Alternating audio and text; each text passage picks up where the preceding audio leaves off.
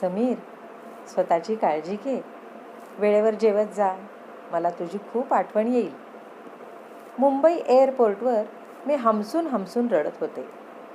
समीरनेही खोटे अश्रू ढाळत मला मिठी मारली आणि म्हणाला, अंजली, फक्त 2 वर्षांचा तर प्रोजेक्ट आहे लंडनचा. मी लवकरच परत येईन. तू आईबाबांची काळजी घे. मी हात हलवून त्याला निरोप दिला. तो सिक्युरिटी चेकच्या आत गेला, पण तो दिसेनासा होताच माझ्या चेहऱ्यावरचे अश्रू क्षणात गायब झाले.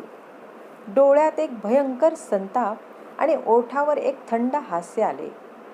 मी टॅक्सीत बसले आणि थेट माझ्या वकिलांच्या ऑफिसमध्ये गेले. कारण मला माहीत होतं की समीर 2 वर्षांच्या प्रोजेक्टसाठी नाही, तर मला कायमचं सोडून दुसऱ्या बाईसोबत संसार थाटायला चालला होता. मी आणि समीरचं लग्न होऊन 8 वर्षे झाली होती. मी एक सॉफ्टवेअर इंजिनियर होते. पण समीरच्या लकवा मारलेल्या आईची आणि वृद्ध वडिलांची सेवा करण्यासाठी मी माझी करिअरची स्वप्ने जाळून टाकली होती. आम्हाला मूल होत नव्हते, त्याचा दोषही समीर मलाच द्यायचा. आठवड्यापूर्वी समीर आंघोळीला गेला असताना त्याच्या लपवून ठेवलेल्या दुसऱ्या मोबाईलवर एक मेसेज आला.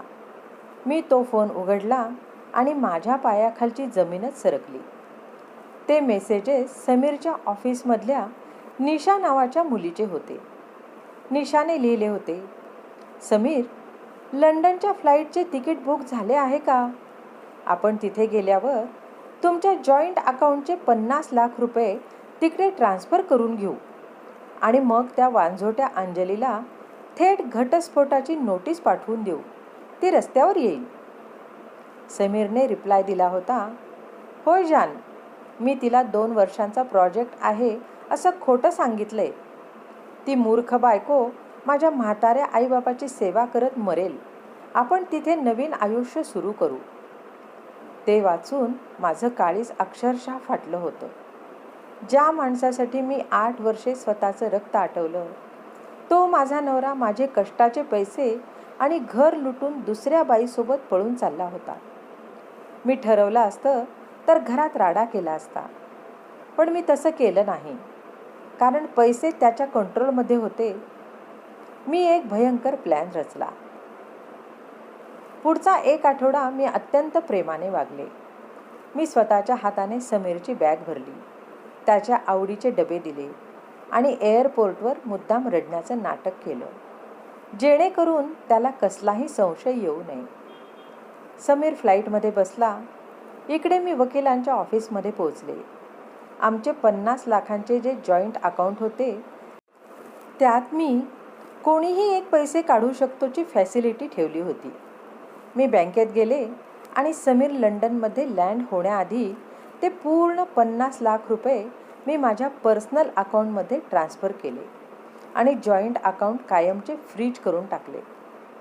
घरी येऊन मी समीरचे सर्व सामान एका टेम्पोत टाकले आणि घराच्या दरवाजाचे कुलूप बदलून टाकले. समीर लंडनला पोहोचला. एअरपोर्ट बाहेर निशा त्याची वाट बघत उभी होती. दोघेही अत्यंत आनंदात एका 5 स्टार हॉटेलमध्ये गेले. समीरने हॉटेलचे 3 लाखाचे बिल देण्यासाठी स्वॅगमध्ये स्वतःचे कार्ड स्वाईप केले. मशीनवर मेसेज आला, अपुरे बॅलन्स. समीरला घाम फुटला.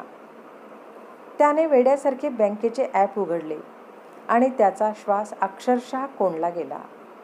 अकाउंटमध्ये 0 रुपये होते. त्याने रागारागाने थरथरत मला फोन लावला. अंजली, तू पैसे काढलेस? तुझी हिंमत कशी झाली?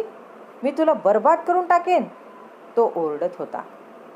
मी अत्यंत शांत आणि करड्या आवाजात म्हणाले, समीर, तुझा ईमेल चेक कर.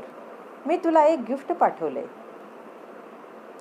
समीरने लॅपटॉप उघडला. त्यात माझी घटस्फोटाची नोटीस, 50 लाखांच्या ट्रान्स्फरची पावती आणि माझा एक ऑडिओ मेसेज होता. समीर, तू मला मूर्ख समजून पळून चालला होतास ना? ऐक, ते 50 लाख रुपये मी माझ्यासाठी नाही ठेवले. त्यातील 25 लाख रुपये देऊन मी तुझ्या वृद्ध आईवडिलांच्या नावे एक घर विकत घेतलंय. कारण तू तुझ्या म्हाताऱ्या आईबापालाही वाऱ्यावर सोडून पळत होतास. आता ते सुरक्षित आहेत आणि उरलेल्या 25 लाखांची मी एका अनाथ आश्रमात एफ.डी. केली आहे आणि तिथूनच एक 5 वर्षांची गोड मुलगी मी आज दत्तक घेतली आहे. तू मला वांझोटी म्हणायचास ना? आज मी एका मुलीची अभिमानाने आई झाले आहे. आता तू त्या निशासोबत आयुष्यभर लंडनच्या रस्त्यावर भीक मागत बस. तुझ्यासारख्या कचऱ्याची आता माझ्या आयुष्यात आणि या घरात कोणतीही लायकी उरलेली नाही. तो ऑडिओ ऐकून समीरच्या हातातून फोन खाली पडला. त्याला भोवळ आली. तो फरशीवर गुडघ्यावर कोसळला. ज्या निशासाठी त्याने आईबापाला आणि बायकोला सोडले होते, ती निशा 50 लाख रुपये गेले हे समजताच तिथेच समीरच्या थोबाडीत मारून त्याला हॉटेलमध्ये सोडून निघून गेली. समीरकडे ना हॉटेलचे बिल भरायला पैसे होते, ना भारतात परत यायला तिकीट. ज्या आईबापाला त्याने म्हातारपणी रस्त्यावर सोडण्याचा कट रचला होता, त्याच आईबापासाठी अंजलीने घर घेतले होते. समीर लंडनच्या त्या अनोळखी रस्त्यावर स्वतःच्याच थोबाडीत मारून घेत ढसाढसा रडत होता. अंजली, मला माफ कर. मी 1 नंबरचा पापी आणि नालायक नवरा आहे. मी सर्वस्व गमावून बसलोय. पण आता खूप उशीर झाला होता. एका सहनशील स्त्रीला जेव्हा फसवले जाते तेव्हा ती रडत बसत नाही, तर ती असा काही गेम पलटवते की फसवणाऱ्याला मरेपर्यंत पश्चातापाचे अश्रू गाळावे लागतात. खोटं बोलून पळून जाणाऱ्या नवऱ्याचा एका हुशार बायकोने केलेला हा भयंकर आणि बुद्धिबळासारखा पराभव तुम्हाला कसा वाटला? रसिक श्रोते हो, ही कथा तुम्हाला आवडली असेल तर लाईक करा, शेअर करा, सबस्क्राईब करा आणि एक गोड कमेंट द्यायला विसरू नका. जय श्रीराम.